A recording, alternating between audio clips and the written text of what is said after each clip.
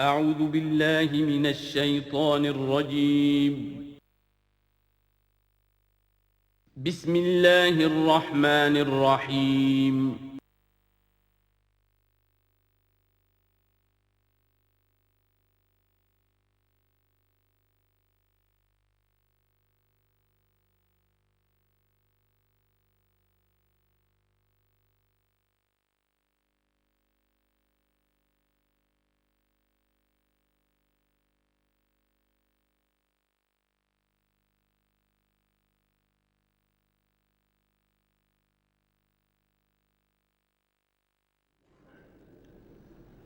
اما بعد فاعوذ باللہ من الشیطان الرجیم بسم اللہ الرحمن الرحیم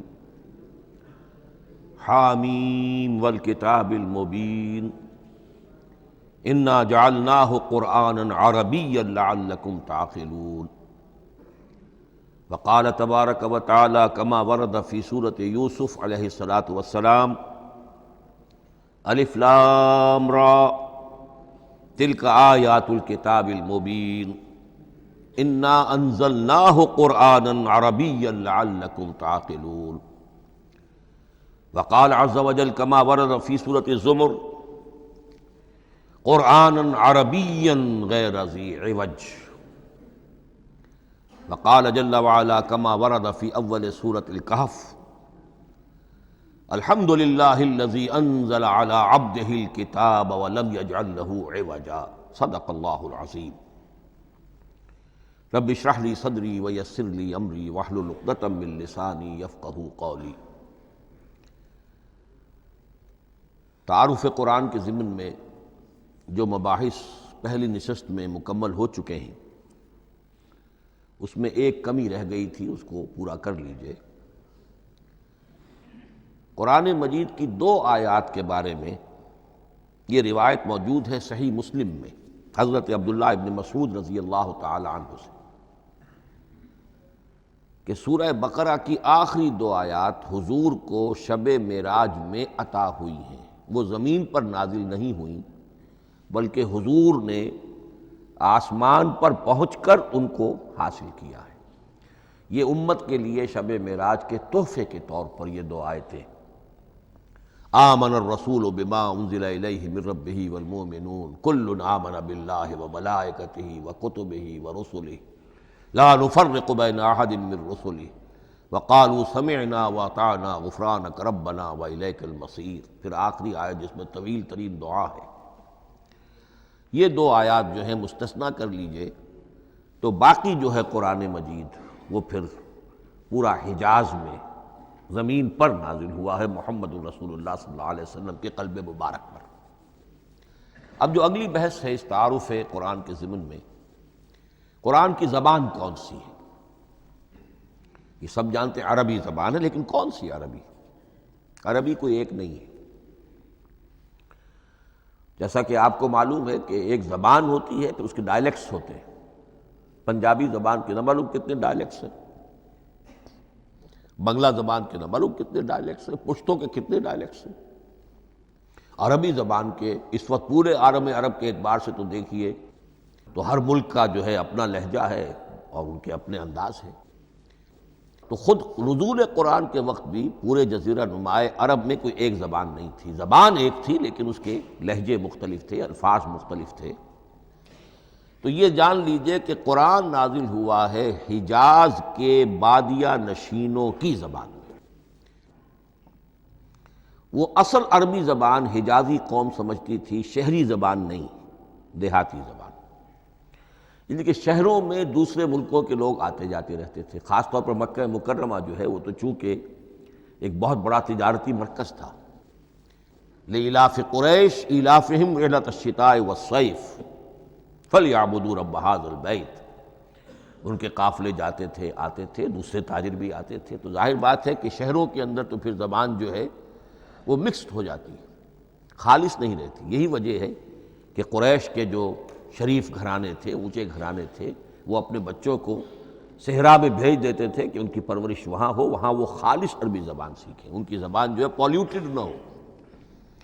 تو بادیہ نشین حجاز کے، نجد کے نہیں، حجاز کے بادیہ نشین، ان کی زبان میں قرآن نازل ہوا ہے۔ یہ آیتیں اس سے پہلے بھی سامنے آ چکی ہیں سورہ زخرف کی، انا جعلناہ قرآنا عربیا لعلکم تعقلون، ہم نے اس اپنے کلام قدیم کو عربی زبان کا جامہ پہنایا ہے۔ انا انزلناہ قرآنا عربیا، یہ سورہ یوسف کی آیات، ہم نے اتارا ہے اسے قرآن عربی بنا کر، قرآنا عربیا لعلکم تعقلون۔ سورہ زمر میں قرآنا عربیا غیر ذی عوج، یہ عربی مبین میں ہے، صاف ستھری دھلی ہوئی عربی زبان جس میں کہیں کوئی ٹیڑھ نہیں ہے، کوئی ایچ پیچ نہیں ہے۔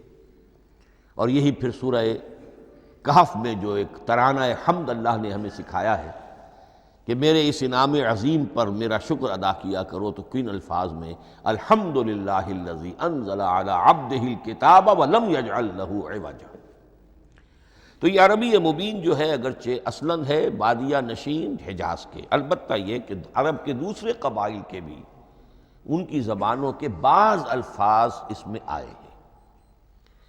اس سے آگے بڑھ کر یہ کہ بعض معرب الفاظ بھی ہیں، ہندی زبان کا کوئی لفظ اس نے عربی کا جامہ پہن لیا، فارسی زبان کا کوئی لفظ اس نے عربی کا جامہ پہن، وہ بھی قرآن میں بعض ہیں، استثناءات ہیں یہ، جیسے سنگ گل، یہ فارسی زبان کا لفظ ہے، سنگ گل، وہ سجیل بن کر قرآن مجید میں آ گیا ہے، حجارۃ من سجیل، یہ جو الم تر کیف فعل ربک باصحاب الفیل سورہ فیل میں ہے، سنگ گل کا سجیل بنا۔ اس طرح کے کچھ اور الفاظ بھی ہیں، لیکن یہ سمجھیے کہ ایکسیپشنز پروو دی رول، یہ استثناءات ہیں، قاعدہ اپنی جگہ پر قائم رہے گا کہ یہ حجاز کے بدوؤں بادیہ نشینوں کی جو زبان تھی اس میں قرآن نازل ہوا ہے۔ اس قرآن کے بارے میں، اس کی زبان کے بارے میں جو چند پہلو سامنے رہنے چاہیے، فصاحت اور بلاغت کی معراج، یہ میں بعد میں قرآن کے وجوہ اعجاز پر جب بحث کروں گا کہ یہ کس کس اعتبار سے معجزہ ہے، تو وہاں زیادہ تفصیل سے یہ بات آئے گی کہ عربی زبان کی فصاحت اور بلاغت کی معراج ہے۔ آپ کو معلوم ہے کہ آج بھی دنیا میں یہودی بھی ہیں جن کی مادری زبان عربی ہے، عیسائی بے شمار ہیں جن کی مادری زبان عربی ہے، ان کے ہاں بھی عربی ادب کی چوٹی کی کتاب جو پڑھائی جاتی ہے وہ قرآن ہے، یہ انہیں ماننا پڑتا ہے کہ عربی ادب کی جو آخری کتاب ہے، چوٹی کی کتاب ہے، وہ یہی ہے۔ یہودی بھی پڑھائیں گے، جیسے آپ انگریزی زبان پڑھنی ہے، سمجھنی ہے، تو شیکسپیئر کے بغیر آپ کیسے سمجھیں گے؟ اب وہ تو ایک سٹینڈرڈ ہے۔ اسی طریقے سے یوں سمجھیے کہ عربی زبان عربی ہونے کے اعتبار سے کلام اللہ ہونا اس پر ان کا ایمان نہیں ہے، لیکن یہ کہ عربی زبان کے اعتبار سے اس کی فصاحت اور بلاغت کا لوہا وہ مانتے ہیں۔ پھر اس میں ایک خاص ملکوتی غنا ہے، ڈیوائن میوزک، صوتی آہنگ ہے، عذوبت ہے، مٹھاس ہے۔ لاہور میں ایک صاحب ہیں جو پروفیسر ہیں فونیٹکس کے پنجاب یونیورسٹی میں، وہ کہتے ہیں میں ثابت کر سکتا ہوں کہ جتنے بھی آج دنیا میں اصول ہیں صوتی، یہ خود اپنی جگہ ایک بہت بڑی سائنس ہے، اس کے اعتبار سے میں ثابت کر سکتا ہوں کہ بلند ترین موسیقی قرآن مجید میں ہے، ملکوتی غنا۔ اسی لیے قرآن مجید کو اچھی سے اچھی آواز میں پڑھنے کی تاکید آئی ہے، زینوا القرآن باصواتکم، قرآن کو اپنی آوازوں سے مزین کرو۔ اسی طریقے سے من لم یتغن بالقرآن فلیس منا، جو قرآن مجید کو اچھی سے اچھے طریقے پر پڑھنے کی کوشش نہیں کرتا وہ ہم میں سے نہیں ہے۔ اسی طرح کے واقعات بھی ہوئے ہیں۔ حضرت ابو موسیٰ اشعری رضی اللہ تعالی عنہ، وہ بہت خوش الحان تھے، تو ایک روز حضور سفر رات کے وقت کہیں گشت پر تھے، جا رہے تھے ان کے مکان کے قریب سے، تو وہ اس وقت رات کی نماز میں قرآن پڑھ رہے تھے، تو حضور وہاں کافی دیر تک کھڑے ہو کر سنتے رہے۔ ظاہر بات ہے کہ اس وقت کے مکان کیا ہوتے تھے، ایک ایک حجرہ ہوتا تھا، یہ کوئی کئی کنال کی کوٹھیاں تو نہیں ہوتی تھی کہ کیا پتہ چلے ان کے اندر کیا ہو رہا ہے۔ وہ تو حضرت ابو بکر کے مکان کے پاس سے گزرتے تھے تو ان کی تلاوت سنتے تھے، حضرت عمر کے مکان کے قریب سے گزرے ان کی تلاوت سنی، حضرت عمر بلند آواز میں پڑھتے تھے، حضرت ابو بکر بڑی پست آواز میں پڑھتے تھے۔ حضور نے پوچھا کہ تم ایسا کیوں کرتے ہو؟ حضرت عمر نے کہا میں اس لیے کرتا ہوں، زور سے پڑھتا ہوں کہ شیطان بھاگ جائے۔ حضرت ابوبکر نے عرض کیا کہ میں اس لیے پڑھتا ہوں کہ جس کو میں سنا رہا ہوں وہ سنتا ہے، اس کو بلند آواز کی ضرورت نہیں۔ حضور نے کہا کہ ابوبکر تم ذرا اونچی کر لو آواز، اور عمر تم ذرا پست کر لو، ایوریج میں لے آؤ۔ تو بہرحال یہ معاملہ حضور کا صحابہ کے ساتھ ہوتا تھا۔ تو ابو موسیٰ اشعری رضی اللہ تعالی عنہ کی جب قرأت آپ نے سنی تو اگلے روز جب ملاقات ہوئی فجر میں تو آپ نے تحسین فرمائی ان الفاظ میں، یا ابا موسیٰ انک قد اوتیت مزمارا من مزامیر آل داود، اے ابو موسیٰ تمہیں تو اللہ نے آل داود کے سازوں میں سے ایک ساز عطا کیا ہے، یعنی حضرت داود کے گلے میں جو ساز تھا، خوش الحانی تھی، ان کی آواز نہایت خوبصورت تھی۔ تو اسی طریقے سے اب وہاں کوئی مزمار سے مراد وہ نہیں ہے آلات موسیقی نہیں، گلے میں جو اللہ تعالیٰ نے رکھا ہے۔ تو انک قد اوتیت مزمارا من مزامیر آل داود۔ ایک آخری بات یہ نوٹ کیجئے کہ قرآن مجید کا عظیم ترین احسان ہے عربی زبان پر۔ یہ یوں سمجھیے کہ ایک ستون کی طرح اس زبان کو ٹھہرا دیا ہے، اس کو سٹیبل کیا ہے قرآن مجید۔ آج بھی پوری دنیا میں جسے عرب کہتے ہیں فصیح زبان، لغہ فصحی، وہ ایک ہے، وہ قرآن ہی کی ہے۔ زبانیں بدلتی رہتی ہیں۔ اردو 300 سال پہلے کی دکن میں جب شروع ہوئی، وہ آج آپ پڑھ بھی نہیں سکیں گے وہ کیا اردو تھی ولی دکنی کی، پھر وہ کیا اس نے روپ بدلے ہیں، اب وہ اردو کس شکل میں ہے، فارسی کن کن شکلوں میں رہی ہے، مختلف انگریزی کتنی شکلیں بدل گئی ہیں، لیکن عربی قائم ہے۔ اس کے لیے جیسے کہ قرآن مجید میں آتا ہے کہ ہم نے پہاڑ زمین میں گاڑ دیے اس کو سٹیبلائز کرنے کے لیے، ان تمید بکم، تمہیں لے کر زمین ایک طرف کو جھک نہ جائے۔ تو جس طرح یہ پہاڑ جو ہیں سٹیبلائزنگ ایفیکٹ رکھتے ہیں اس زمین کے لیے، اسی طریقے سے قرآن سٹیبلائزر ہے عربی زبان کا۔ اس کے اندر جو ایک ٹھہراؤ اور جماؤ پیدا کیا ہے، یہ قرآن مجید کا احسان عظیم ہے۔ تعارف قرآن کے ضمن میں اگلی گفتگو، قرآن کے اسماء و صفات۔ عربوں کا ایک خاص ذوق تھا، اور ظاہر بات ہے کہ اللہ تعالیٰ نے جب قرآن نازل کیا ہے تو عربوں کے ذوق کو بھی مد نظر رکھا ہے۔ ان کا ذوق کیا تھا؟ جس چیز سے انہیں محبت ہوتی تھی اس کے وہ بہت سے نام رکھتے تھے۔ گھوڑے کے لیے ہزاروں لفظ مل جائیں گے آپ کو، شیر کے لیے 5000 الفاظ مل جائیں، تلوار کے لیے 5000 الفاظ مل جائیں، یعنی اس شے کی جو بھی صفت ہے اس صفت کے اعتبار سے ایک نام، کوئی اور صفت ہے اس صفت کو ایک اور نام۔ تو وہ صفاتی نام، اب جیسا کہ آپ کو معلوم ہے اللہ کے 99 نام صفاتی تو ہے نا، اللہ کی ایک صفت دوسری صفت، اسی کے اعتبار سے اس کے نام ہیں۔ قرآن مجید کے اسماء علامہ جلال الدین سیوطی رحمۃ اللہ علیہ نے 55 شمار کیے، لیکن وہ بھی مکمل نہیں ہے لسٹ، اس لیے کہ اس میں ایک اہم نام برہان یہ شامل نہیں ہے۔ ان میں سے جو اہم اسماء ہیں میں آپ کو سنا دیتا۔ القرآن، جس پر گفتگو بعد میں ہوگی، اس لیے کہ سب سے زیادہ ایک رائے یہ ہے کہ یہ تو اس میں جامد ہے، اس میں علم ہے قرآن کے لیے، پراپر ناؤن ہے۔ الکتاب، الذکر، الہدیٰ، النور، الفرقان، کلام اللہ، الوحی، روحا من امرنا۔ پھر اس کی صفات کے اعتبار سے الکریم، الحکیم، العظیم، المجید، المبین، رحمہ، العلی، بصائر، بشرا، بشیر، نذیر، عزیز، قرآن عزیز، بلاغ، بیان، احسن القصص، احسن الحدیث، موعظہ، شفاء، مبارک، مہیمن، قیم، مثانیہ، متشابہ۔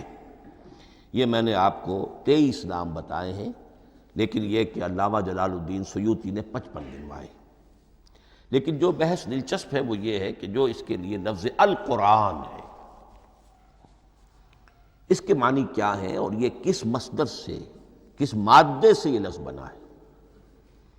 ایک رائے تو یہ ہے کہ یہ اس میں جامد ہے، یہ مشتق نہیں ہے، کسی مادے سے نکلا ہوا نہیں ہے۔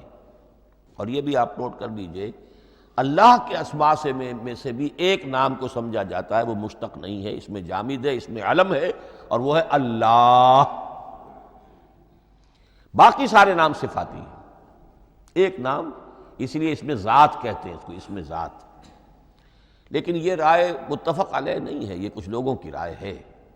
ایک رائے یہ بھی ہے کہ یہ بھی اس میں علم نہیں ہے، یہ بھی مشتق ہے الہ سے۔ جیسے حکیم، یہ صفت ہے، الحکیم یہ اللہ کا نام ہو گیا۔ الہ ایک معبود، الالہ معبود برحق، الالہ وہ اللہ بن گیا، ایک رائے یہ۔ لیکن یہی اسی طریقے سے نوٹ کیجئے کہ قرآن مجید کے بارے میں بھی ایک رائے یہ ہے کہ القرآن اس میں علم ہے، پراپر ناؤن ہے، یہ جامد ہے، یہ مشتق نہیں ہے، کسی اور مادے سے نکلا نہیں۔ لیکن جو اکثریت کی رائے ہے، جس پر تقریباً اجماع ہے، وہ یہ ہے کہ نہیں، یہ اس میں جامد نہیں، اس میں مشتق ہے۔ لیکن پھر دو رائے ہیں کہ مادہ کیا ہے۔ ایک قرن، قاف را نون، اور ایک قرا، قاف را حمزہ، یہ دو مختلف مادوں کے بارے میں رائے ہے کہ قرآن ان سے نکلا ہے۔ قرن کہتے ہیں کسی چیز کا قریب ہو جانا، جڑ جانا، مل جانا۔ یہ حج کی جو تین شکلیں ہیں، حج تمتع ہے، حج قران ہے، اور حج افراد ہے۔ قران کیا ہے؟ ایک ہی احرام میں عمرہ بھی اور حج بھی دونوں کو جمع کر لیا جائے تو یہ حج قران ہے۔ اسی سے قران الصعدین کا لفظ استعمال ہوتا ہے۔ قرینہ اور قرائن جو ہے اسی سے الفاظ۔ امام فرا کی رائے یہ ہے کہ قرن سے یہ قرآن بنا ہے، اس لیے کہ اس میں بھی اللہ تعالیٰ کی آیات جمع ہو گئی۔ اسی طرح قرأ، قاف را اور حمزہ، اس قرات کا مصدر بھی بن جاتا ہے، جیسے رجحان، را جیم ہے، رجح سے رجحان، غفران، غفرانک ربنا، پروردگار ہم تیری مغفرت کے خواستگار ہیں۔ اسی طرح قرآن قرأ سے بنا ہے۔ مفعول جو ہے وہ مصدر کے معنی میں آ جاتا ہے، یعنی پڑھی جانے والی شے۔ اور ایک قرأ آتا ہے عربی زبان میں، قرأت الماء فی الحوض، میں نے پانی جمع کر لیا حوض کے اندر، بارش ہوئی، میں نے کچھ پانی حوض میں جمع کر لیا، قرأت الماء فی الحوض۔ اسی سے قریہ کا لفظ بنا، قریہ بستی کو کہتے ہیں جہاں لوگ جمع ہو کر رہتے ہیں، قریہ۔ تو اس معنی میں یہ قرآن جو ہے یہ جمع ہے اللہ تعالیٰ کی اسماء صفات اور اللہ کی ذات جو ہے اور اس کی آیات کا جامع ہے۔ یہ ہے لفظ قرآن کی بحث۔ اگلی بحث اور بڑی اہم ہے اور دلچسپ ہے، قرآن کا اسلوب کلام کس کیٹیگری میں فال کرتا ہے؟ قرآن کیا ہے؟ ایک شے کی تو سختی سے نفی کی اللہ نے، یہ شعر نہیں ہے۔ وَمَا عَلَّمْنَاهُ الشِّعْرَ وَمَا يَنبَغِي لَهُ، سورہ یاسین۔ ہم نے شعر تو انہیں سکھایا ہی نہیں، محمد الرسول اللہ کو صلی اللہ علیہ وسلم، اور وہ شعر ان کے شایان شان بھی نہیں ہے۔ شاعروں کے بارے میں سورہ شعراء میں چونکہ بالعموم شاعروں کے بارے میں جو بات کہی گئی ہے، وَالشُّعَرَاءُ يَتَّبِعُهُمُ الْغَاوُونَ أَلَمْ تَرَ أَنَّهُمْ فِي كُلِّ وَادٍ يَهِيمُونَ إِنَّهُمْ يَقُولُونَ مَا لَا يَفْعَلُونَ إِلَّا الَّذِينَ آمَنُوا۔ استثناء تو ہے کہ اچھے لوگ بھی ہوتے ہیں، لیکن اکثر و بیشتر شعراء کا معاملہ یہی ہے، ان کی پیروی کرتے ہیں وہی لوگ کہ جو حد سے گزرنے والے ہوتے ہیں، لا ابالیانہ انداز والے لوگ، غیر سنجیدہ لوگ پیروی کرتے ہیں۔ خود وہ بھی زمین و آسمان کے قلابے ملاتے ہیں، کبھی ادھر کی بات کبھی ادھر کی بات۔ اور تیسری بات یہ کہ عام طور پر جو کہتے ہیں وہ کرتے نہیں ہیں، انہم یقولون ما لا یفعلون۔ تو یہ شعر کی تو نفی کی گئی ہے۔ قرآن مجید جیسا کہ میں نے آپ کو سنایا تھا سورہ حاقہ کی آیات، انہ لقول رسول کریم وما ہوا بقول شاعر، یہ شاعر کا کلام نہیں۔ البتہ ایک بات نوٹ کیجئے، جسے آزاد شاعری، آزاد نظم کہا جاتا ہے، وہ میرا گمان یہ ہے، میں نے چونکہ ان چیزوں کا کوئی تحقیقی مطالعہ نہیں کیا ہے، کہ شاید وہ ہے ہی قرآن سے ماخوذ آزاد شاعری۔ اس میں وزن نہیں ہوتا، ردم ہوتا ہے۔ آزاد شاعری کے اندر ایک ردم ہوتا ہے، وزن نہیں ہے، ایک مصرع اتنا سا، ایک بڑا لمبا چوڑا، لیکن ردم رہے گا۔ یہ جو آزاد شاعری، بلینک ورس جس کو آپ کہتے ہیں، میرا گمان یہ ہے کہ شاید دنیا میں اس کا رواج قرآن کے بعد ہی ہوا ہو، اور قرآن مجید ہی کی نقالی میں یہ صنف جو ہے ادب کی وہ ایجاد کی گئی ہو۔ واللہ عالم، میں یہ بات دعوے سے نہیں کہہ سکتا، گمان ہے میرا۔ البتہ یہ کہ اب اس سے آگے چلیے، شعر نہیں ہے، نثر ہے، لیکن نثر کے اعتبار سے بھی کون سی کیٹیگری میں آئے گی؟ کیا یہ کتاب عام معنی میں جسے ہم کتاب کہتے ہیں وہ کتاب ہے؟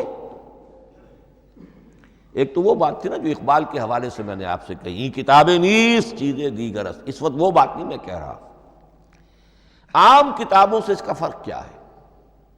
ایک کتاب ہوتی ہے، اس میں ہر چیپٹر میں ایک بحث مکمل ہو جاتی ہے، اگلے چیپٹر میں پھر لوٹا کر آپ پہلے چیپٹر کی کوئی بات نہیں کریں گے، پھر وہ بات آگے چلے گی، ابواب ہوں گے، ابواب میں مضمون کے مطابق مضمون آگے بڑھتا چلا جائے گا۔ کتاب کا یہ لازمی وصف ہے۔ قرآن مجید اس معنی میں کتاب نہیں ہے۔ اس میں قصہ آدم و ابلیس 7 جگہ آ رہا ہے، بار بار آ رہا ہے، سورہ بقرہ میں، سورہ اعراف میں، سورہ ہجر میں، سورہ بنی اسرائیل میں، سورہ کہف میں، پھر سورہ طٰہٰ میں، چلتے جائیے، سورہ صاد میں حضرت موسیٰ علیہ السلام کا قصہ کتنی مرتبہ آ رہا ہے۔ تو قرآن مجید اس کتاب کی کیٹیگری، اس کی ڈیفینیشن پر پورا نہیں اترتا۔ دنیا میں جو کتاب کا معیار ہے، عام اس کا جو اسلوب ہے، اس کی جو ڈیفینیشن ہے، ایک شکل ہوتی ہے مجموعہ مقالات، وہ بھی نہیں ہے۔ اس میں ہر مقالہ اپنی جگہ پر ایک مکمل شے ہوتی ہے، لیکن یہ کہ وہ دوسرے مقالات سے تو مختلف ہوگی، یہ مجموعہ مقالات بھی نہیں۔ اس کا اسلوب جو ہے وہ خطبے کا ہے، اوریشن، اور یہ کہا جا سکتا ہے it's a collection of divine orations. یہ اللہ تعالیٰ کے خطبات کا مجموعہ ہے۔ مختلف اوقات میں خطبے نازل ہوتے تھے حضور پر صلی اللہ علیہ وسلم۔ اور یہ بھی جان لیجئے کہ عرب میں ادب کی 2 ہی صنفیں تھیں جو معروف تھیں، یا شعر یا خطبہ، یا خطیب ہوتے تھے بڑے شعلہ بیان خطیب، اور یا شاعر ہوتے تھے۔ تو یہ جب شعر کے اسلوب پر نہیں تھا تو خطابت کا اسلوب ہے جو اللہ نے اختیار فرمایا، اور ہر موقع پر، ہر مرحلے پر جو خطبہ اس وقت کے حالات کی مناسبت سے نازل ہوا وہ ایک صورت ہے۔ تو یہ ہے کلیکشن آف ڈیوائن اوریشنز، یہ اللہ تعالیٰ کے مجموعہ خطبات الہیہ اسے کہا جا سکتا ہے۔ لیکن اس سے جو چند نتیجے نکلتے ہیں وہ نوٹ کرنے ضروری ہیں۔ خطبے میں مخاطب اور مخاطب کے مابین ایک ریپور ضروری ہے۔ اگر کوئی مصنف بیٹا کتاب لکھ رہا ہے، اس کے سامنے کوئی سامع نہیں ہوتے، وہ تو اپنی مگن میں جو بھی خیال ہے اپنے دل میں وہ لکھ رہا ہے۔ خطبے میں سامنے ہوتے، اگر ان کے درمیان رپورٹ نہ رہے، ہم آہنگی نہ رہے، تو پھر وہ خطبہ غیر مؤثر ہو جائے گا۔ لوگ جو ہیں ان کو اونگ آنے لگے گی، وہ متوجہ ہی نہیں رہیں گے۔ تو ایک رپورٹ مخاطب اور مخاطب ان کے درمیان۔ دوسرے یہ کہ خطبہ کا ایک وصف لازمی یہ ہوتا ہے کہ ایک واقعاتی پس منظر ہوتا ہے پیچھے موجود۔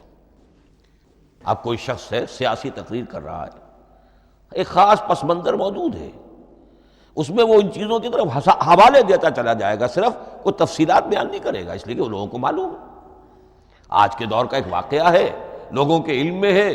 لیکن کتاب میں آپ لکھیں گے تو پھر وہ پورا واقعہ بھی بیان کرنا پڑے گا آپ کو کہ یہ کب ہوا، کیسے ہوا، جس کا میں حوالہ دے رہا ہوں۔ لیکن خطبے کے اندر پس منظر جو ہے وہ موجود ہے، اور اس کے حوالے سے صرف جو اشارات اس کی طرف ہو جائیں گے۔ نمبر 3 یہ ہے کہ خطبے میں تحویل خطاب بہت ہوتا ہے۔ تحویل خطاب سے کیا مراد ہے؟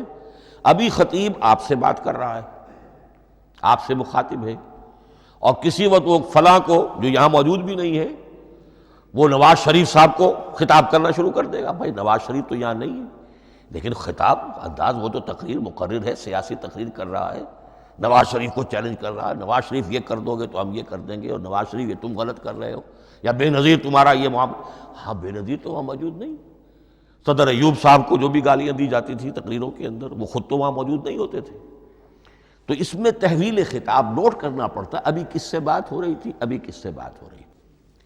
قرآن مجید میں آپ دیکھیں گے ایک آیت میں حضور سے خطاب ہے، اگلی آیت میں کفار سے خطاب ہے، اس سے اگلی آیت میں اہل ایمان سے خطاب ہے. تو تحویل خطاب جو ہوتا ہے اس کے حوالے سے نوٹ کرنا پڑتا ہے کہ اس وقت اس آیت کا جو رخ ہے کدھر ہے، اس میں کس کو خطاب کیا جا رہا ہے. چوتھی بات یہ ہے کہ خطبے میں صرف عقل سے اپیل نہیں کی جاتی، جذبات سے بھی اپیل ہوتی ہے. اسی لیے خطابی انداز کہلاتا ہے. خطابی انداز میں لوگوں کے جذبات سے بھی اپیل کی جاتی ہے. جبکہ آپ ایک مقالہ لکھ رہے ہوں گے، اس میں جذبات کی بات نہیں آئے گی. ٹھنڈی ٹھنڈی عقلی باتیں، منطقی باتیں، دلیل صغرا کبرا جوڑیے، نتیجہ نکالیے، وہ لوگوں کے سامنے رکھیے، تصنیف ہے. لیکن خطبے کے اندر صرف عقل نہیں، جذبات سے بھی اپیل ہوتی ہے. اب یہ سارے اوصاف میں جو بیان کر رہا ہوں یہ سب قرآن مجید میں بتمام و کمال بدرجہ اتم موجود ہیں. اور آخری بات یہ کہ خطبے میں، اور یہ کہ یہ چیز مشترک ہے غزل میں بھی اور قصیدے میں بھی اور خطبے میں بھی، اس کا اول و آخر بہت جامع اور مؤثر ہونا چاہیے. اسی لیے مطلع مقطع یہ خاص طور پر ہوتے ہیں نا. مقطع میں آپ پڑھی ہے سکون گسترانہ بات، جس غزل کا مطلع جاندار ہے اس کو آدمی پڑھے گا، اور اگر وہ مطلع پھسپھسا ہے وہ باقی نظم پڑھے گا ہی نہیں، چاہے آگے اس کے اندر بڑا عمدہ شعر بھی ہو وہ نہیں پڑھے گا. مطلع ہی جو ہے بے جان ہے، پھسپھسا ہے. پھر مقطع آخری جو شعر ہو، تو قصیدے میں بھی یہ ہے اور خطبے میں بھی یہ ہے. یہی وجہ ہے کہ قرآن مجید کی صورتوں میں اکثر و بیشتر شروع کی آیات اور آخری آیات انتہائی اہم ہوتی ہیں، بہت جامع ہوتی ہیں، جن کو کہا جاتا ہے کہ یہ سور جو ہیں ان کی ابتدائی آیات، خواتین اور پہلی آیات. اب سورہ بقرہ کی آیات شروع کی، پھر آخری جو ابھی میں نے آپ کو سنائی، یہی آل عمران کا معاملہ ہے، کس شان کے ساتھ وہ اٹھ رہی ہے. یہی سورہ حج کا ہر جگہ پر آپ دیکھیں گے ابتدائی جو ہے خطیب اگر ایسی بات، ایسا انداز اختیار کرے کہ اپنے سامعین کی توجہ کو اپنی طرف مبذول کرا دے، اگر شروع کا انداز ایسا نہیں ہے تو وہ بات آگے بڑھے گی نہیں. آخری بات یہ کہ خطبے میں ہمیشہ یہ ہوگا کہ ایک مین سپیکر جو ہے اس کی ایک بات سامنے ہے کہ میں نے یہ بات اپنے سامعین کے ذہن میں بٹھانی ہے، لیکن دائیں بائیں کی باتیں کرے گا. کوئی قصہ بھی سنائے گا، کوئی شعر پڑھے گا، کوئی اور کوئی لطیفہ بھی سنائے گا. ہمارے ہاں کے جو بہترین خطیب جو ہوتے تھے وہ احراری حضرات جو ہے بہترین خطیب ہوتے تھے. اور آپ نے سنا مولانا عطا اللہ شاہ بخاری رحمۃ اللہ علیہ، ان کی تقریریں 6 گھنٹے تک لوگ سنتے تھے. وہ کبھی رلا بھی رہے ہیں، کبھی ہنسا بھی رہے ہیں. عام آدمی تنقید بھی کرے گا کہ یہ کیا ادھر ادھر کی باتیں کر رہے ہیں، لیکن وہ پھر جب آخری تقریر ہوتی تھی تو جب تقریر ختم ہوتی تھی، جو بات وہ ذہن میں بٹھانا چاہتے تھے، دل میں اتارنا چاہتے تھے، وہ بیٹھ چکی ہوتی تھی. باقی یہ کہ ادھر ادھر کی چیزیں جو ہیں وہ آکسیلری چیزیں ہیں وہ رہتی ہیں. یہ ہیں 6 اوصاف خطبات کے، اور قرآن مجید کے اندر بھی یہ اوصاف کم و بیش موجود ہیں. قرآن کا اسلوب خطبے کا ہے. اب اگلی بحث پر آئیے، قرآن مجید کی ترکیب اور تقسیم، سنتھیسس اور ڈویژنز. اب اس میں سمجھیے کہ کلام جو ہے اللہ کا کلام ہے. کلام مرکب ہوتا ہے کلمات سے. کلمات حروف سے بنتے ہیں. عربی زبان کے حروف 28 یا 29 ہیں. الف اور حمزہ کو ایک ہی مانیں گے تو 28 رہ جائیں گے. الف علیحدہ حمزہ علیحدہ تو 29 ہو جائیں گے. یہ حروف جڑتے ہیں، لفظ بنتے ہیں. لفظ محمل بھی ہوتا ہے لیکن کلمہ وہ کہلاتا ہے جو بامانی لفظ ہو. پھر ان کلمات کو آپ جوڑتے ہیں، یہ مرکب توصیفی بن گیا، مرکب اضافی بن گیا، مرکب عددی بن گیا، مرکب جاری بن گیا، پھر ان مرکبات کو جوڑ کر فقرہ بنتا ہے، جملہ بنتا ہے، کلام مفید جس کو کہا جاتا ہے۔ قرآن مجید کے اعتبار سے علامہ سیوطی نے مخصوص جو قرآن کی اصطلاحات ہیں ان کے حوالے سے ایک بات کہی ہے، لیکن واقعہ یہ ہے کہ قرآن کی اصطلاحات خود اپنی ہیں، دنیا کی دوسری کسی بھی اصطلاحات پر ان کو قیاس نہیں کیا جا سکتا۔ لیکن جاہز چونکہ قدیم تھے، انہوں نے قرآن مجید کو کہا یہ دیوان کی شکل رکھتا ہے، جیسے کہ حافظ کا دیوان، کسی اور کا دیوان۔ سورتیں جو ہیں وہ قصیدوں کی شکل میں ہیں، بیت شعر آیت ہے، قوافی جو ہوتے ہیں شعروں میں قافیہ، وہ یہاں فواصل ہیں، آیت کے آخری حروف ایک دوسرے سے مشابہ ہوتے ہیں کہ جن سے پھر وہ صوتی آہنگ پیدا ہوتا ہے۔ الرحمن علم القرآن خلق الانسان علمہ البیان۔ اب یہ ایک فواصل جو ہیں وہ جڑتے چلے جاتے ہیں، ان میں آہنگ پیدا ہوتا ہے۔ لیکن حقیقت کے اعتبار سے پہلی بات یہ نوٹ کیجئے، قرآن مجید کی اکائی ہے آیت، اسے نہ آپ جملہ کہہ سکتے ہیں نہ فقرہ کہہ سکتے ہیں۔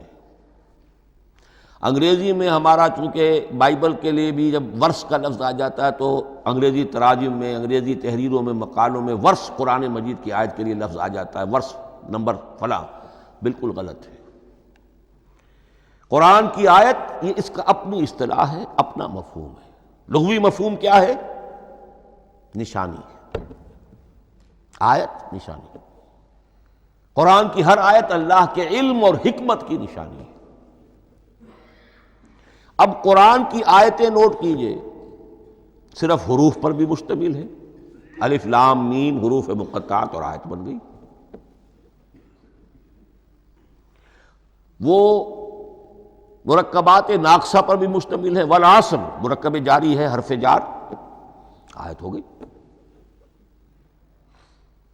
پورے جملے پر بھی مشتمل ہے، ان الانسان لفی خسر، ایک جملہ ہے، اور 10 جملوں پر بھی مشتمل ہے۔ اللہ لا الہ الا ھو الحی القیوم لا تاخذہ سنۃ ولا نوم لہ ما فی السماوات وما فی الارض الی آخر الآیہ۔ آیت الکرسی کا انالیسس کیجئے، 10 جملے موجود ہیں اس میں۔ تو نوٹ کر لیجئے، یہ چیز توقیفی کہلاتی ہے، یہ کسی گرامر کے اصول پر نہیں ہے، کسی منطق کے اصول پر نہیں ہے۔ آیات قرآنیہ کی تعیین توقیفی ہے، یعنی حضور کے بتانے پر موقوف ہے۔ حضور نے بتایا والعصر، یہ آیت ہو گئی، آیت ہو گئی، ہم آیت مانیں گے۔ الف لام میم آیت ہو گئی۔ قاف حرف ایک ہے، یہ آیت نہیں ہے۔ نون ایک حرف ہے، آیت نہیں ہے۔ قاف والقرآن المجید ایک آیت بنی، نون والقلم وما یسطرون ایک آیت بنی۔ تو اس طریقے سے اس کو کہتے ہیں توقیفی، موقوف علیہ ہے حضور کے بتانے پر۔ اب اس میں روایات کا اختلاف ہو سکتا ہے کہ حضور سے کوئی روایت یہ ہو کہ یہ ایک آیت بنی یا 2 آیتیں بنی۔ مثلا بڑی اہم مثال آپ کو دے رہا ہوں، سورہ مزمل کی جو دوسرا رکوع ہے، پورا دوسرا رکوع، وہ 1 آیت شمار ہوتا ہے۔ اور میرا بڑا گمان رہا بہت عرصے تک کہ یہ 1 آیت نہیں ہو سکتی، یہ مختلف اوقات میں نازل ہوئی ہیں، 2 اوقات میں نازل ہوئی ہے۔ اور یہ مجھے قول مل گیا علامہ سیوطی کے ہاں، حضرت عبداللہ ابن عباس رضی اللہ تعالی عنہما کا قول کہ یہ 2 آیتیں ہیں، 1 نہیں۔ لیکن یہ کہ یہ ہوگا موقوف روایت پر، میں کوئی نہیں ہوں جو اسے قرار دے سکوں۔ ہاں مجھے اگر کوئی روایت مل جاتی ہے، کوئی خبر یا اثر، خبر محمد الرسول اللہ کی یا اثر آپ کے کسی صحابی کا صلی اللہ علیہ وسلم و رضی اللہ تعالی عنہ، تو پھر یہ ہے کہ ہم مانیں گے۔ تو اس کو کہتے ہیں توقیفی۔ آیات اور سور کا معاملہ توقیفی ہے بالکل، یا کسی منطق، کسی گرامر، کسی اصول بیان، کسی پر مبنی نہیں ہے، یہ مبنی ہے حضور کے بتانے پر۔ اسی طرح سورت کسے کہتے ہیں؟ عربی زبان میں سور کے معنی ہے فصیل۔ فَضُرِبَ بَيْنَهُمْ بِسُورٍ لَهُ بَابٌ، سورہ حدید کے اندر الفاظ آئے۔ اب اس کا کیا تصور دیا گیا کہ ہر آیت جو ہے وہ اللہ کے علم اور حکمت کی نشانی ہے۔ 10 آیتیں، 20 آیتیں، 100 آیتیں، 285 آیتیں، 286 آیتیں جوڑ کر ایک فصیل باندھ دی گئی۔ یہ شہر حکمت خداوندی ہے۔ ایک نظم ہوتا ہے، جیسے آپ شہر کا ٹاؤن پلاننگ آج کا تو بہت بڑا فن ہے، بڑی اسپیشلائزیشن ہے، شہر کو پلان کرنا، اس کے اندر کیا کچھ ہونا چاہیے، کس طرح سے ہونا چاہیے۔ تو یہ سورت جو ہے یہ ایک یونٹ ہے قرآن مجید کی، اور اس کا جو لفظی معنی ہے فصیل، گویا کہ اس نے گھیرے میں لیا ہوا ہے ایک شہر معنی کو، علم و حکمت کے ایک شہر کے گرد یہ فصیل جو ہے پوری ہوئی ہے۔ اب اس میں نوٹ کر لیجئے جہاں تک، اچھا جیسے آیتیں چھوٹی بھی ہیں بڑی بھی ہیں، والعصر بھی آیت ہے، اور الف لام میم بھی آیت ہے، اور جیسا کہ میں نے عرض کیا آیت الکرسی بھی آیت ہے۔ اس طرح صورتیں چھوٹی بھی ہیں بڑی بھی ہیں۔ سورۃ العصر 3 آیتیں، سورۃ الکوثر 3 آیتیں، سورۃ النصر 3 آیتیں، 3 ہی صورتیں 3 آیتوں پر مشتمل ہیں۔ 3 سے کم پر کوئی نہیں، 2 آیات کی کوئی صورت نہیں ہے۔ لیکن آگے آپ چلتے جائیے، اس کی بڑی سے بڑی تعداد سورہ بقرہ جو ہے سب سے بڑی ہے۔ تو آیت اور سورت کے علاوہ دور صحابہ میں صرف ایک لفظ اور تھا قرآن کی تقسیم کے ضمن میں، اور وہ تھا منزل یا حزب۔ منزل یا حزب 7 منزلوں میں یا 7 احزاب میں قرآن کو تقسیم کیا گیا، تاکہ جو شخص قرآن مجید ایک ہفتے میں ختم کرنا چاہے، ہر شب میں، اکثر و بیشتر وہ لوگ رات کو ہی رات کی نماز میں قرآن پڑھتے تھے، ایک منزل پڑھ لے تو ہفتے میں پورا قرآن ختم ہو جائے گا۔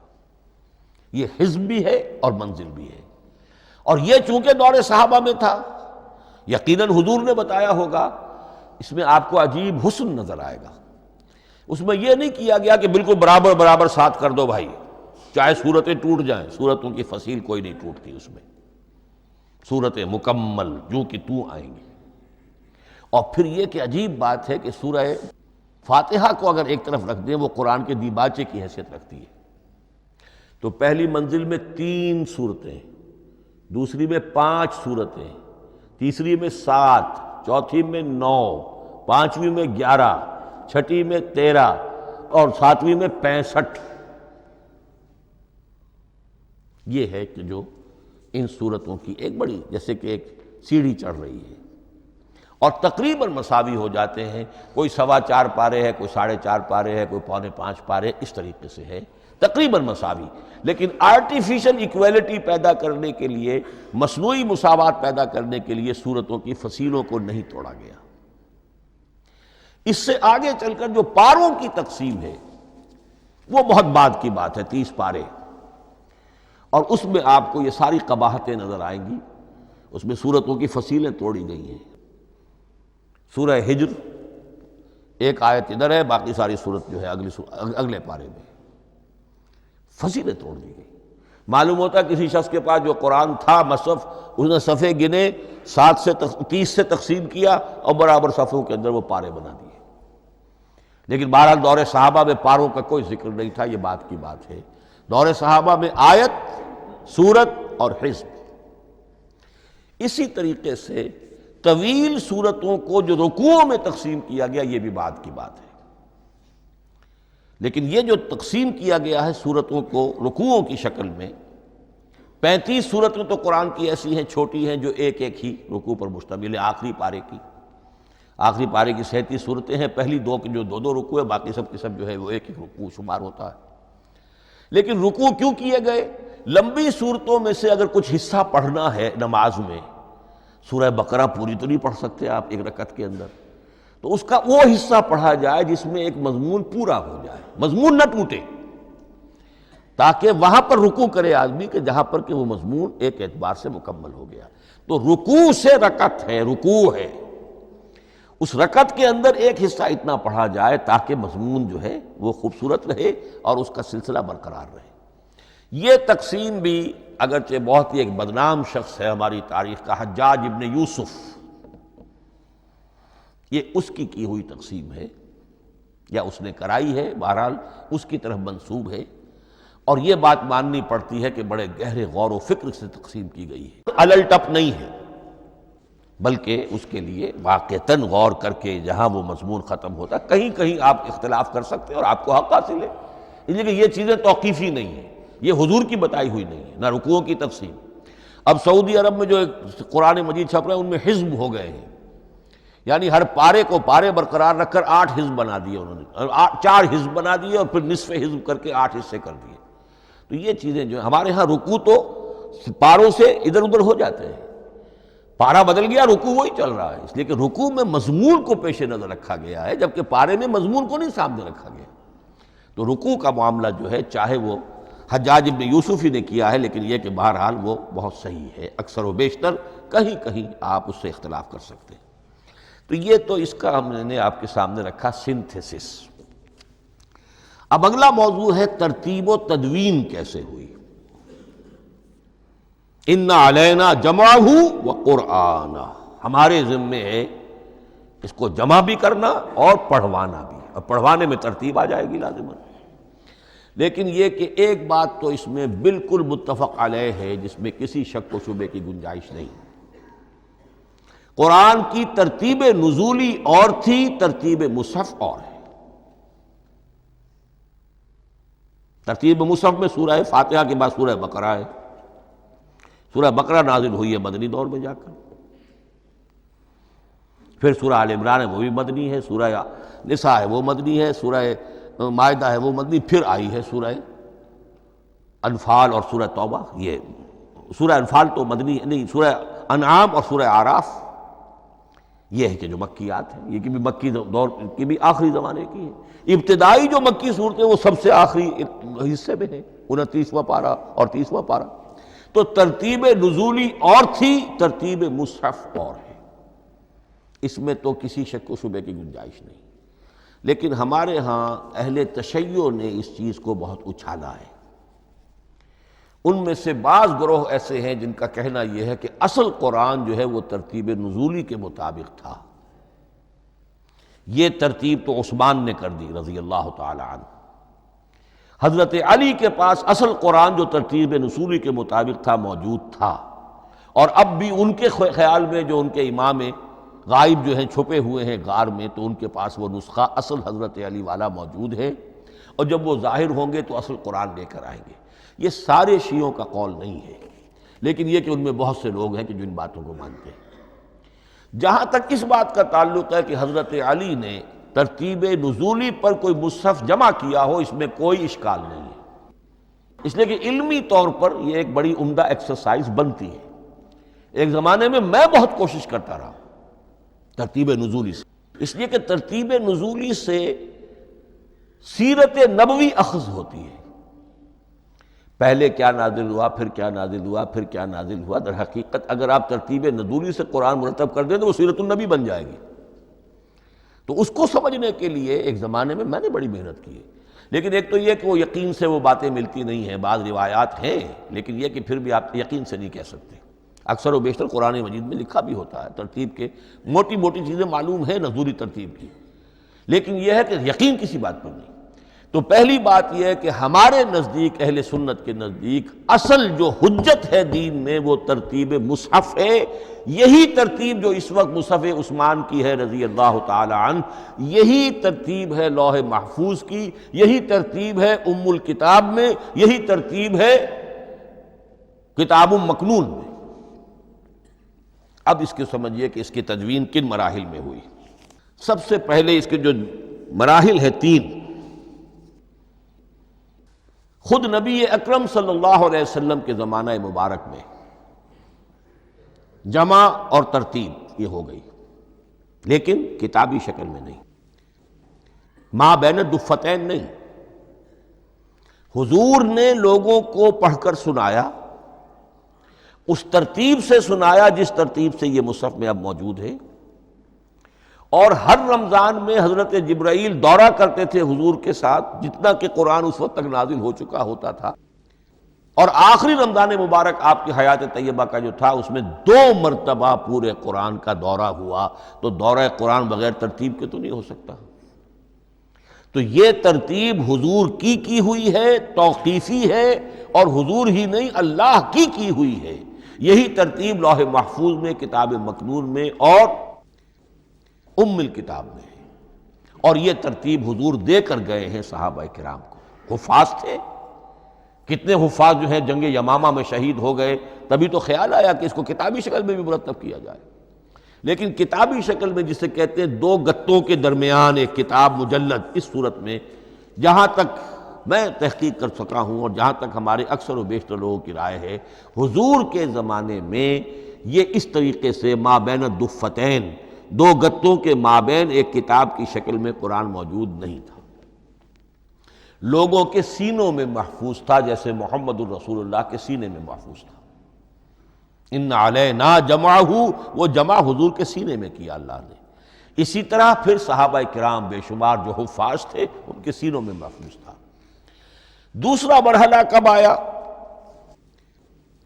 جب حضرت ابوبکر صدیق کے عہد خلافت میں جنگ یمامہ میں بہت سے حفاظ شہید ہو گئے۔ اب ایک تشویش پیدا ہوئی، ایسا نہ ہو کہ قرآن ضائع ہو جائے، لہذا اسے کتابی شکل میں مرتب کر لینا چاہیے۔ اس کے لیے پھر بہت سے صحابہ نے حضرت ابوبکر کو اپروچ کیا کہ جتنے قراء ہیں، جتنے کاتبین وحی ہیں، ان سب کو آپ جمع کیجئے اور جمع کر کے اس قرآن مجید کو ایک کتاب کی شکل میں جمع کر لیں۔ حضرت ابوبکر شروع میں بہت ریلیکٹنٹ رہے، بہت ریلیکٹنٹ رہے۔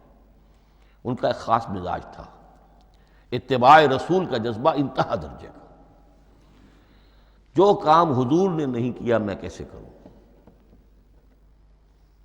اگر تو یہ کام واقعی کرنے کا تھا تو حضور کرتے، میں کیسے کروں؟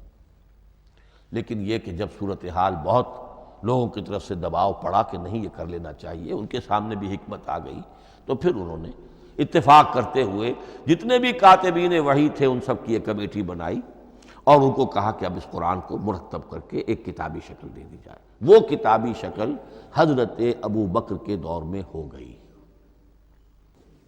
تیسرا مرحلہ کیا ہے؟ یہ کتابی شکل میں جب قرآن مجید آ گیا اور شروع میں یہ اجازت تھی کہ ہر قبیلے، ہر علاقے کے لوگ اپنے لہجے میں پڑھ لیں۔ اب پنجابی ہمارا مسلمان جو ہے وہ چاقو کو کاچو کہے گا تو وہ لکھے ہوئے کو بھی چاقو کو کاچو پڑھ کے نکلے جائے گا۔ تو مختلف لہجوں میں ہونے سے وہ ان کا جو ہے قرآن مجید بدل رہا تھا، کوئی کسی طرح پڑھ رہا ہے، کوئی کس طرح پڑھ رہا ہے۔ اب اس کی تشویش ہوئی حضرت عثمان کے زمانے میں، جب دور بہت پھیل گیا، اسلام کا دائرہ، دارالاسلام کی وسعت بہت ہو گئی کہ اس طرح اگر یہ لوگ پڑھیں گے اور اپنے اپنے لہجے کی وجہ سے اب اس لہجے میں شکل بدل بھی جاتی ہے لفظ کی۔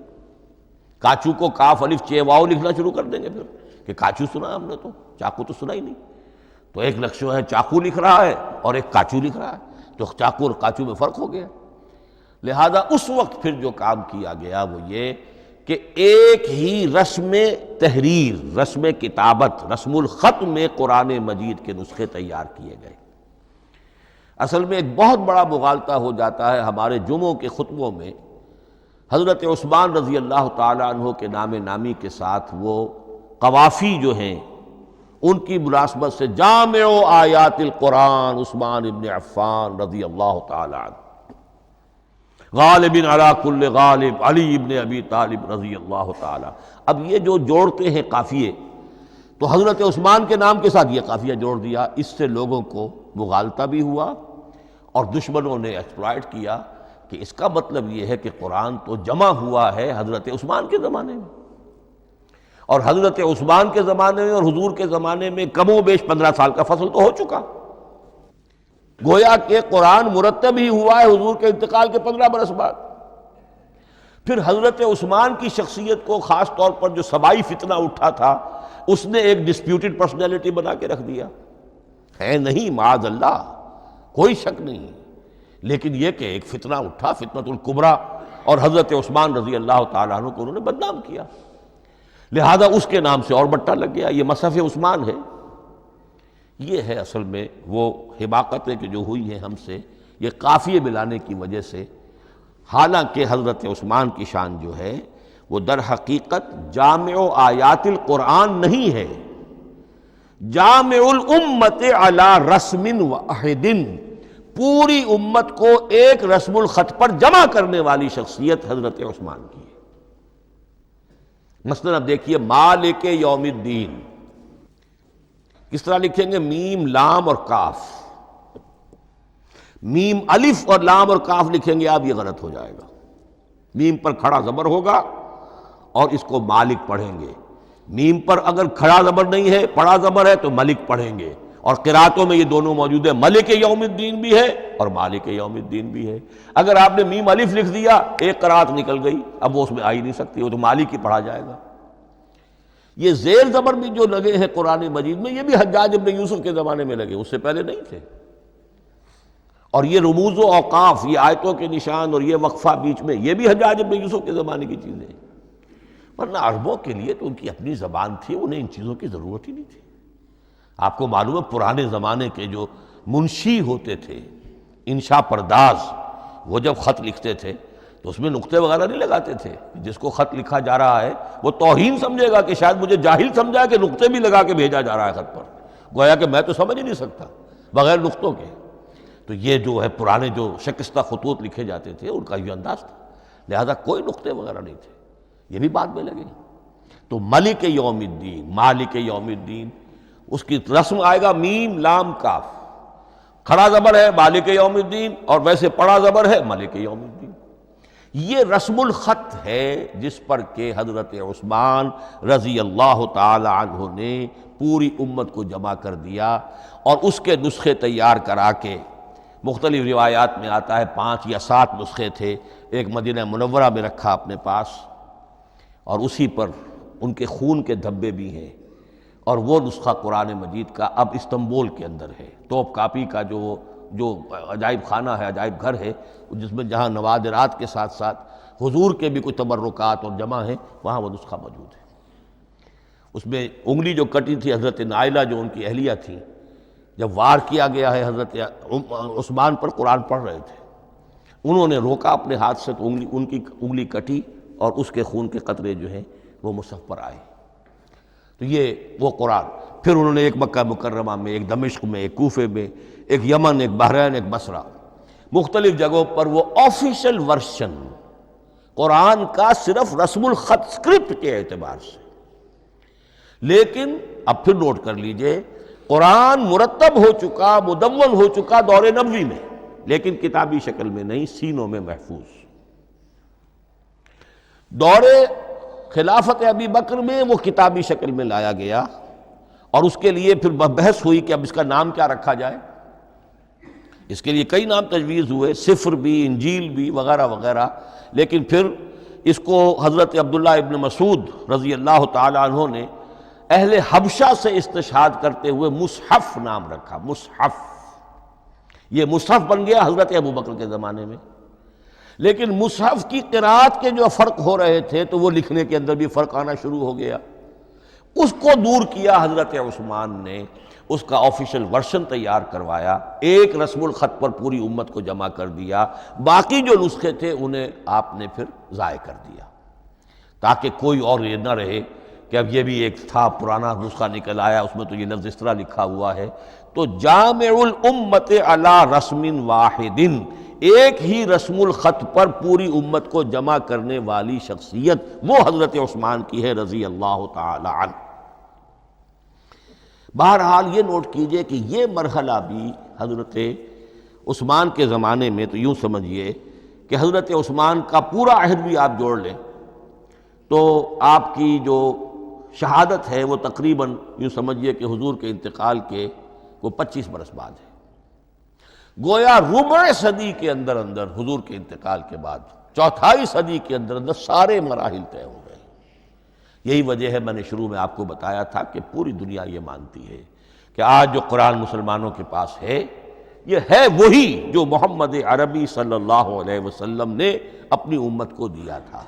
یہ دوسری بات ہے کہ ہم سمجھتے ہیں کہ محمد عربی صلی اللہ علیہ وسلم کو یہ اللہ کے کلام کی صورت میں حضرت جبرائیل نے پہنچایا تھا، وہ اس کو نہیں مانتے۔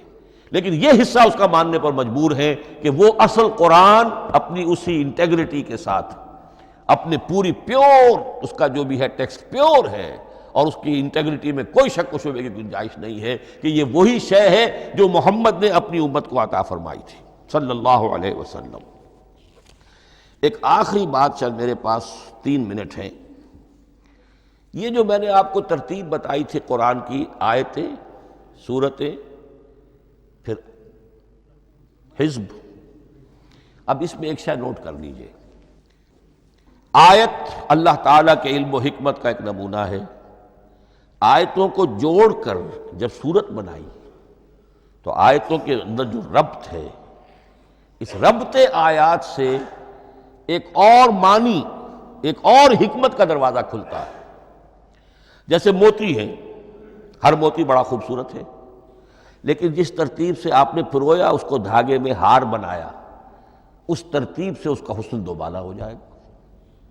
ہر موتی کا اپنی جگہ پر ایک حسن ہے، لیکن اس ترتیب کی وجہ سے اس کے حسن کا ایک اور پہلو ظاہر ہوگا۔ اسی طرح قرآن مجید کی صورتوں میں ربط آیات بہت اہم ہے۔ ایک مرکزی مضمون ہوتا ہے ہر صورت کا، مرکزی مضمون، عمود، اور اس کے گرد وہ ساری آیتیں اس طریقے سے گھوم رہی ہوتی ہیں، جڑی ہوئی ہوتی ہے، جیسے کہ ایک دھاگے کے اندر پروئے ہوئے موتی ہوتے ہیں کہ جس کی جو ہار کی شکل اختیار کرتے ہیں۔ دوسری بات یہ، اکثر و بیشتر صورتیں قرآن مجید میں جوڑوں کی شکل میں ہیں۔ ایک مضمون کا ایک پہلو اس جوڑے کے ایک فرد میں، اور دوسرا پہلو اسی کا دوسرے فرد میں۔ جیسے معوذتین، 2 صورتیں ہیں، مضمون ایک یہ تعوذ، معوذتین۔ الزہراوین، سورہ بقرہ، سورہ آل عمران کو کہا گیا الزہراوین، حضور نے فرمایا 2 نہایت تابناک صورتیں، بڑی روشن صورتیں۔ جیسے آپ دیکھیں گے یا ایھا المدثر یا ایھا المزمل قم اللیل الا قلیلا یا ایھا المدثر قم فانذر، ایک ہی طرح کا اٹھان ہے، حضور سے خطاب ہو رہا ہے۔ سورۃ الضحیٰ، سورۃ الانشراح، یہ تمام جوڑوں کی شکل میں۔ اسی طرح سورہ طلاق، سورہ تحریم، یا ایھا النبی اذا طلقتم النساء فطلقوہن لعدتہن یا ایھا النبی لم تحرم ما احل اللہ لک تبتغی مرضات ازواجک۔ شوہر اور بیوی کے درمیان تعلق یا تو اتنا گہرا ہو جاتا ہے کہ ایک دوسرے کے لحاظ میں وہ حدود خدابندی ٹوٹنے لگے، بیوی کی وجہ سے آپ نے کسی حرام شے کو حلال کر لیا یا حلال کو حرام کر لیا، بیوی کو ناپسند ہے وہ شے، تو حضور سے ذرا سا یہ ہو گیا تھا معاملہ۔ اپنی ازواج مطہرات حضرت عائشہ اور حضرت حفصہ رضی اللہ تعالیٰ عنہما، ان دونوں کی رضا جوئی کے لیے وہ خاص قسم کا شہد ہے، قسم کھا لی آپ نے کہ میں اسے استعمال نہیں کروں گا۔ لما تحرم ما احل اللہ لک، اے نبی آپ کیوں حرام کرتے ہیں اپنے اوپر وہ شے جو اللہ نے آپ کے لیے حلال کی ہے؟ تبتغی مرضات ازواجک، اپنی بیویوں کی رضا جوئی میں۔ یہ ایک انتہا ہوئی۔ دوسری انتہا کیا ہے؟ میاں اور بیوی میں اتنا بودھ ہو جائے کہ طلاق تک نوبت آ جائے۔ تو سورۃ التحریم ایک انتہا کو بیان کر رہی ہے، سورہ طلاق اگلی اس کے ساتھ جڑی ہوئی وہ دوسری انتہا کو بیان کر رہی ہے۔ سورہ صف حضور کے مقصد بعثت کو بیان کر رہی ہے، سورہ جمعہ آپ کے طریقہ کار کو بیان کر رہی ہے۔ اس طرح قرآن مجید کی اکثر و بیشتر صورتیں جو ہیں وہ جوڑوں کی شکل میں ہیں۔